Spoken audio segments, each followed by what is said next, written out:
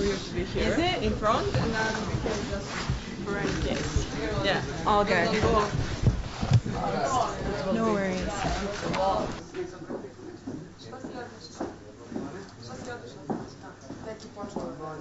Maybe water. I should have some water. Water without gas. Yeah, a non-fuzzy water. Balkan, pretty much. Yes. Okay. Serbia. I've got a limited amount of Time, so let's go. talent. Let's go with the question. Okay, so the question over there on the my far right, your guys' is far left, I'm guessing. If you want, we can go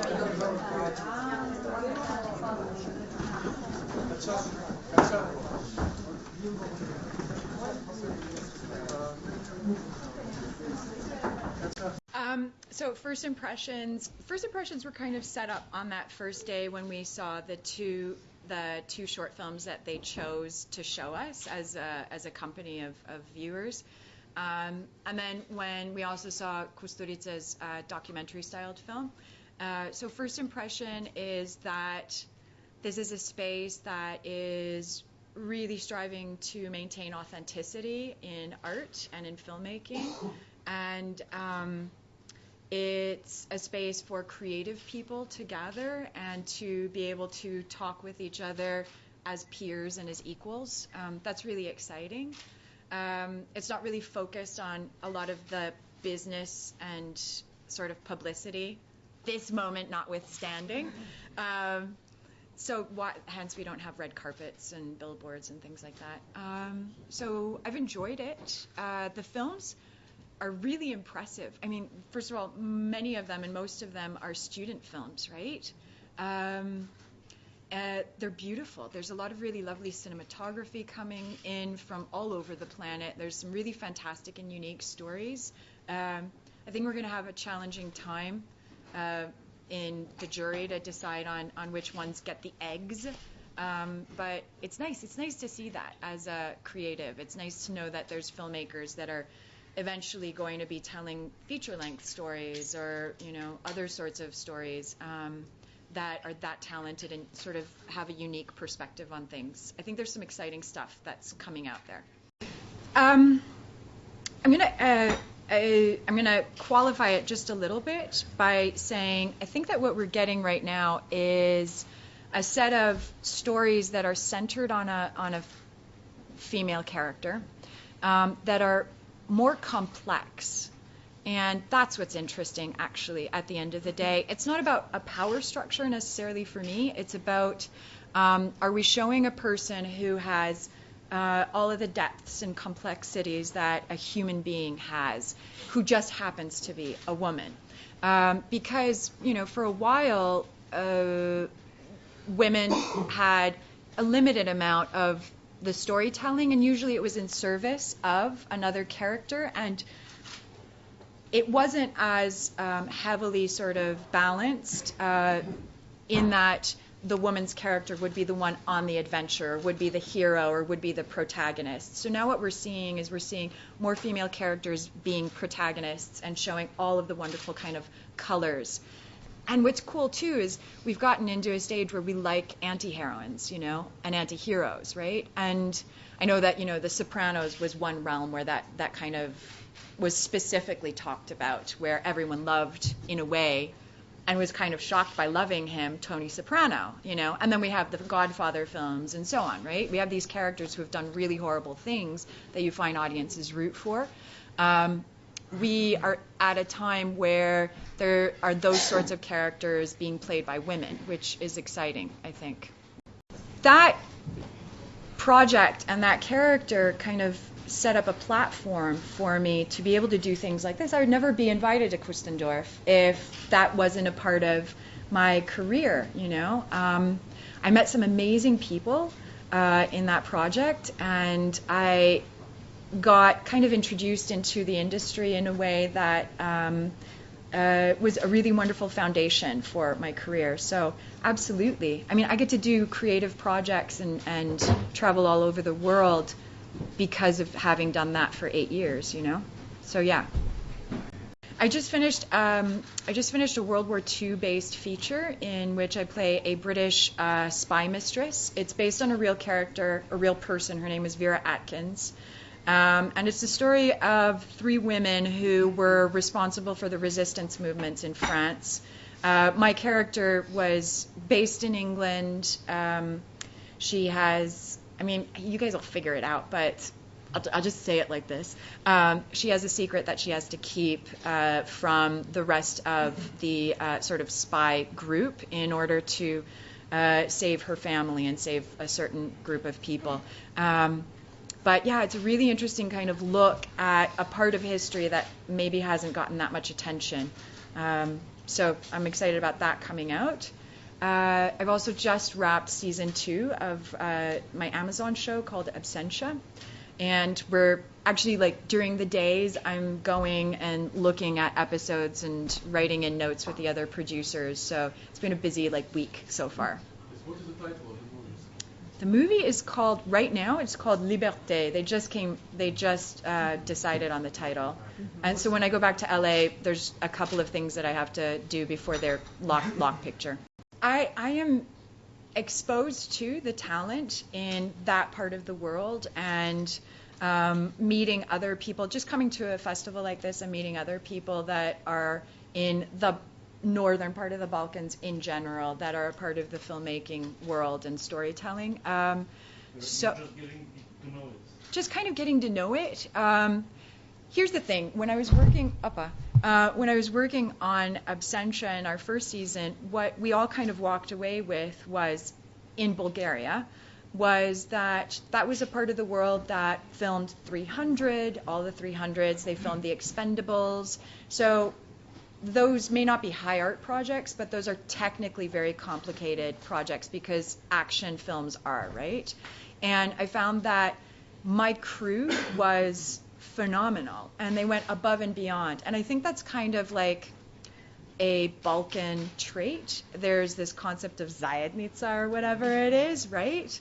And there's this feeling that if you're a part of the group, if you're a part of the family, you do everything you can for that group.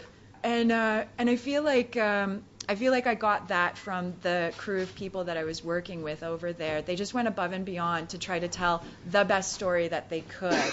And it wasn't a day job. It wasn't something that they just like kind of clocked in and clocked out. People took pride in the work that they were doing. They took pride in creating a really interesting story together. And we created a bit of a family, you know.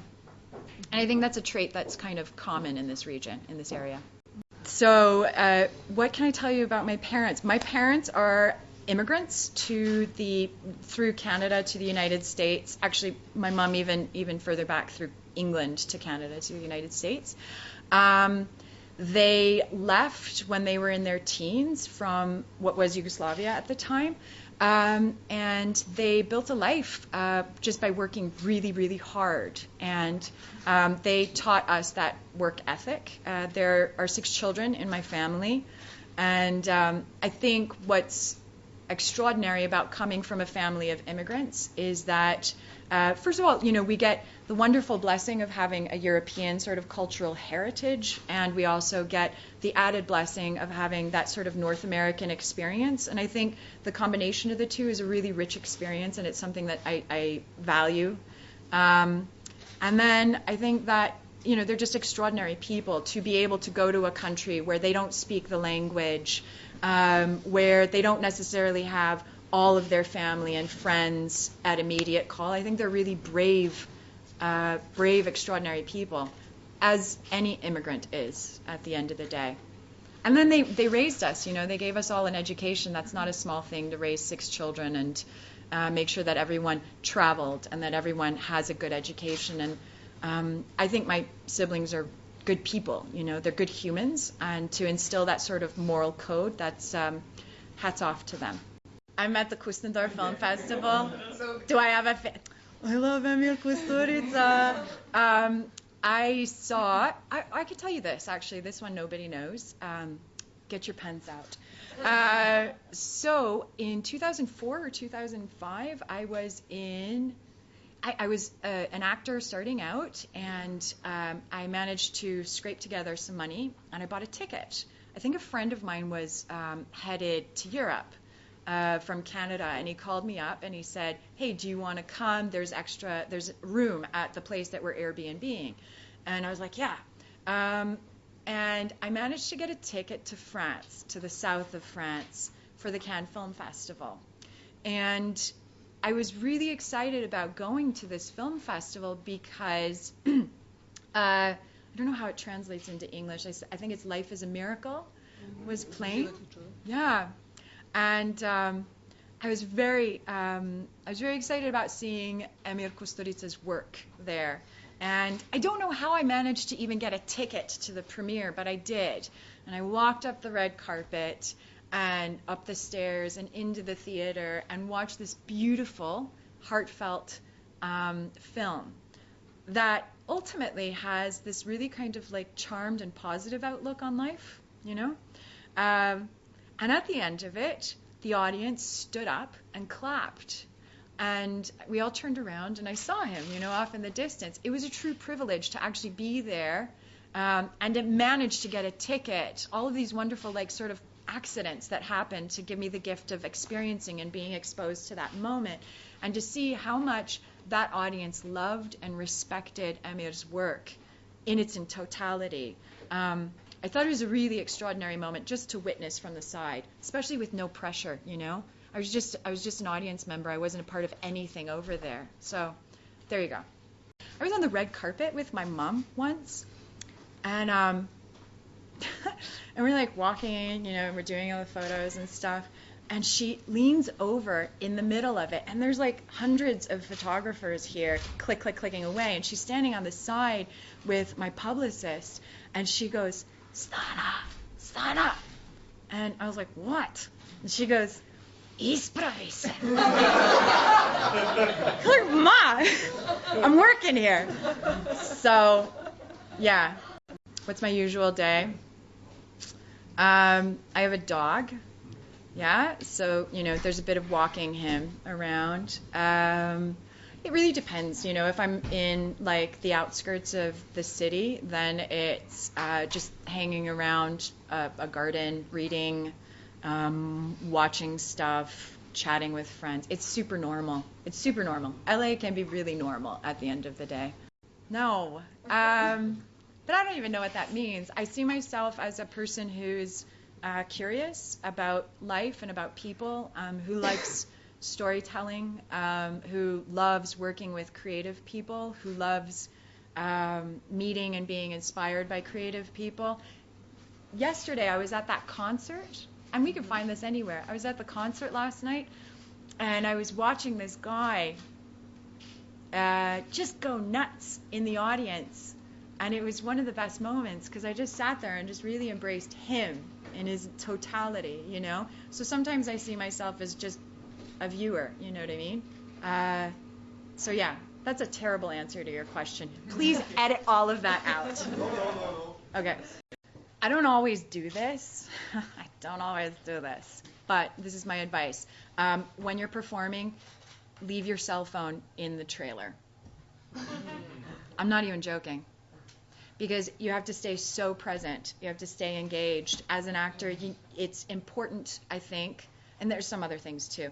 I think it's important to know what the camera angles are. I think it's important to know as much as you can about the camera so that you can help fill the frame, you can help tell the story, you can help bounce the story to somebody else. There's a guy named Van Johnson who's an actor from the 50s and 40s and so on. He knew how to throw focus in the right direction to help tell the story. He would come in, he knew when the story was about his character, he knew when the story was about someone else's character. You're helping tell a story at the end of the day, right?